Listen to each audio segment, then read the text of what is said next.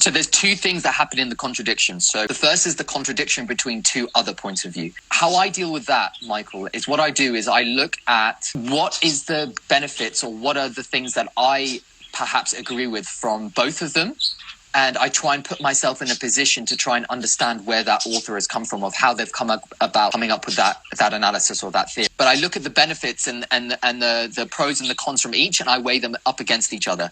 That's why I never say that one theory is the best theory, or one way of looking at it is the best way of looking at it, because when you have opposing views, you have positives and negatives in each, and it's up to you as the reader to then take that into consideration and think about it and ponder on it and see which things that you agree with.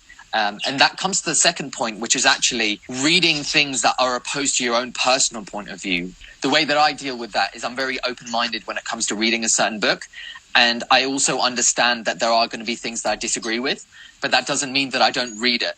I think there is a difference between reading something with an open mind to accept there is going to be things that you disagree with, but then still reading it, knowing that you might not agree with it. But that's not a reason not to read it, if that makes sense, because it's good to see something from another person's point of view. So that's my way of doing it, is you have to weigh up the pros and cons of each and objectively see what is to benefit for you as an individual, or what you are able to perceive as benefit to yourself.